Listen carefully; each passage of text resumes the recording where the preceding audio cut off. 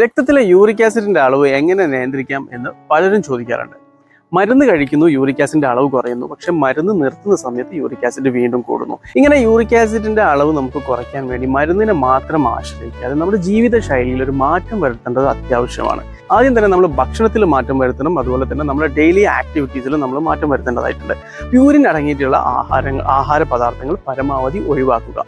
Red meats, organ meats എല്ലാം purine content ധാരാളമായിട്ട് അടങ്ങിയിട്ടുള്ള വസ്തുക്കളാണ്.